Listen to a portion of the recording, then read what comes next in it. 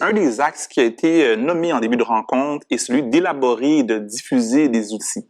Il y a d'ailleurs un film qui a été réalisé pour illustrer des pratiques au regard de l'intervention dans une école en milieu défavorisé en faveur de l'équité, l'inclusion, la justice sociale, tant à travers les pratiques éducatives et pédagogiques, les pratiques artistiques et culturelles, les pratiques école, famille et communauté, et les pratiques organisationnelles et de gestion dont on va parler un peu plus tard. Et ce film-là a été réalisé à l'école Sainte-Bernadette Soubirous, excusez-moi, du Centre de services scolaires de Montréal. Alors, en primeur, écoutons cette bande-annonce.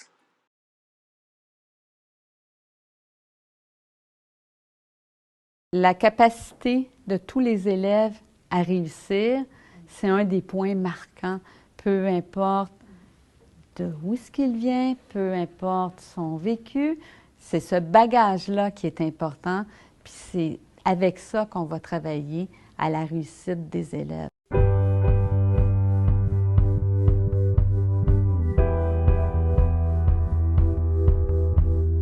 Vous êtes super bon. C'est vraiment un magnifique spectacle, puis on est très exigeant avec vous, on le sait, c'est parce que vous êtes capable de faire de l'excellente qualité. Ils arrivent avec leur bagage à eux, et ça, j'ai l'impression qu'on l'oublie. Et c'est important d'aller vérifier ce bagage-là. Pas préjuger les personnes. En premier, connaître les personnes, de connaître comment ils sont et pourquoi ils font ça. En ce début d'année scolaire, je trouvais important de faire une rencontre pour parler de préjugés. Je pense que si on veut bien comprendre une situation, il faut la regarder de plusieurs côtés, puis il faut avoir les versions de différentes personnes à la fois. Donc, les enjeux dans notre projet éducatif, c'est un développement d'équipe école. Alors, on développe des compétences professionnelles de groupe qui favorisent l'échange, qui favorisent le partage, et on n'a pas parlé pardon. C'est un élément important, à mon avis, au niveau de la pérennité. Nous avons cru en la capacité de l'équipe école d'aller plus loin, de poursuivre la réflexion, puis cet engagement-là de la communauté école, en termes d'enseignants, au secrétariat, au niveau de la direction, a eu des impacts aussi sur la communauté. Et là, c'est devenu la communauté école, la communauté extérieure qui croit tous à la réussite de l'élève. C'est ça qui m'a appris à voir l'enseignement d'une autre façon, qu'on est toute une équipe. Tu sais, on dit souvent que ça prend tout un village pour éduquer un enfant. C'est comme si je voyais toutes les richesses dans une école, puis que... Et en même temps, ça m'a comme enlevé tout le poids de « c'est pas juste moi, la professeure responsable de l'éducation de cet enfant-là ». Les parents s'impliquent beaucoup. C'est vraiment une histoire de communauté, de famille, de parents qui étaient en interaction avec le personnel, avec les élèves. Donc, quand on parle de communauté éducative, mais communauté à l'extérieur de l'école, engagée et agent de changement, les portes sont ouvertes à l'école. Nous sommes là, vous pouvez venir nous parler. On est sur le terrain. Ils ont beaucoup de ressources et beaucoup d'expérience et qui peuvent bonifier ma pratique, mais ma personne également. On œuvre toujours dans la même direction. Le but, c'est de travailler tous ensemble pour la réussite scolaire, éducative et sociale de nos élèves.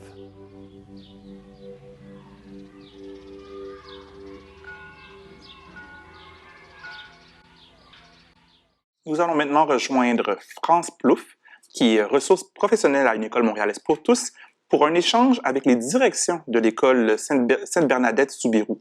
Et donc, ces deux invités sont Marie-Claude Boucher, qui œuvre au sein d'écoles en milieu défavorisé depuis 2003, et en tant que directrice adjointe, Je vais y réussir, et directrice d'établissement depuis 2011. Marie-Claude est directrice à l'école Sainte-Bernadette Soubirous du Centre de services scolaires de Montréal, et Diane Paquette, qui a œuvré au sein d'écoles en milieu défavorisé pendant 32 ans, et en tant que directrice adjointe, directrice d'établissement de 2004 à 2018. Diane a travaillé comme directrice à l'école Sainte-Bernadette Soubirous de 2011 à 2018. Bonjour Marie-Claude. Bonjour France. Bonjour Diane. Bonjour France. Bien, je tiens tout d'abord à vous remercier du fond du cœur d'avoir accepté l'invitation de pouvoir participer à cet événement pour les directions d'établissement, surtout de vouloir partager votre expérience et votre riche expertise en milieu défavorisé montréalais. Donc, Marie-Claude, tout d'abord, j'aimerais bien, si tu acceptes, que l'on puisse parler de la première partie du titre du film. Qu'entends-tu par « Tous peuvent apprendre et réussir » ? Bien, c'est croire à la capacité de tous d'apprendre et de réussir. C'est d'avoir des attentes élevées envers son milieu. C'est croire à la capacité de tous les acteurs, que ce soit la direction, les éducateurs au service de garde, concierges, secrétaires, de pouvoir soutenir la réussite des élèves, soutenir l'apprentissage, mais aussi de changer les situations d'injustice que l'on peut vivre à l'intérieur quand on œuvre dans une école dite défavorisée. C'est aussi prioriser l'apprentissage dans notre quotidien, c'est de faire de l'apprentissage des élèves dans toutes les situations de gestion. Bien, lorsqu'on a une situation de gestion, mais c'est dire qu'on va mettre l'apprentissage de l'avant. Puis en dernier lieu, on l'a mentionné tantôt, c'est la collaboration avec la famille. C'est bien connaître leurs besoins. Qu'est-ce que la famille s'attend de l'école, puis bien connaître également les élèves. Donc, on appelle ça une gestion de proximité. Donc, c'est un peu ça que tous peuvent réussir. Diane, parlons maintenant de la seconde partie du titre du film. Alors, on a vu dans la bande-annonce la synergie vraiment présente là, entre les personnes dans l'école. Donc, que signifie pour toi une communauté éducative engagée, riche de tous ses élèves?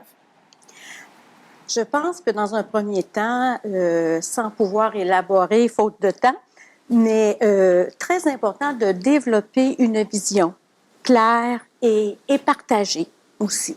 Se poser des questions aussi. Quel est le but ultime de l'éducation?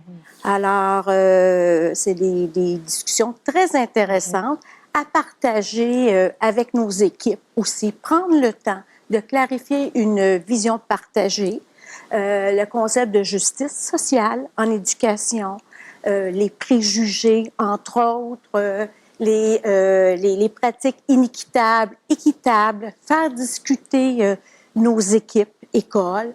Je pense que c'est vraiment déterminant sur la base. Les gens se sentent impliqués, se sentent engagés et qui va nous amener à développer aussi des pratiques où les gens vont développer, les professionnels, parce que nous sommes des professionnels, vont développer une co-responsabilité, un engagement, une co-responsabilité. Alors, quelles sont, selon toi, les conditions qui contribuent au développement d'une communauté éducative engagée? Je pense, en premier lieu, le développement professionnel. C'est, à mon avis, un incontournable et un développement professionnel relié à notre projet éducatif, aux besoins de notre communauté, nos élèves, qu'est-ce qu'ils ont besoin pour apprendre et tous, qu'est-ce qu'ils ont besoin. On ne sait pas tout. Alors, on va chercher des compétences ensemble, de groupe aussi, incluant nos professionnels. Pour une direction, c'est aussi de faire atterrir la littérature, la recherche, en pratiques de gestion qui vont devenir des pratiques éducatives qui vont se traduire dans la classe, au service de garde, au secrétariat, dans l'environnement éducatif et la communauté. Marie-Claude, Diane vient de nous mentionner l'importance du développement professionnel. Selon toi, à quoi contribue le développement professionnel dans ton milieu? Bien, ça contribue à avoir une vision commune et une vision partagée. Ça développe aussi le sentiment, je vais reprendre, c'est aussi le développement des connaissances, donc de connaissances issues de la recherche. Où est-ce que je voulais aller? C'est le développement d'une posture également, une posture professionnelle. Donc, l'acquisition d'un discours, d'une réflexion, aussi un sentiment d'efficacité personnelle, aussi le déploiement de recherche et de connaissances à l'intérieur de notre milieu.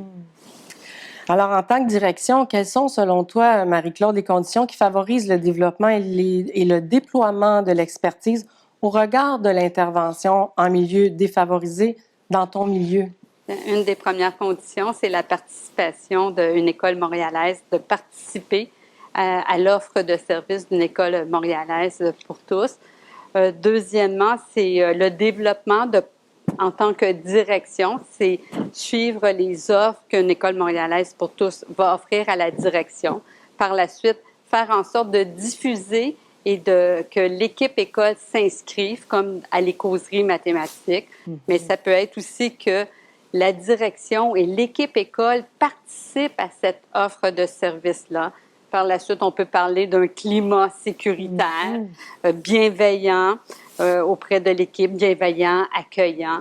Puis, en gros, c'est ça.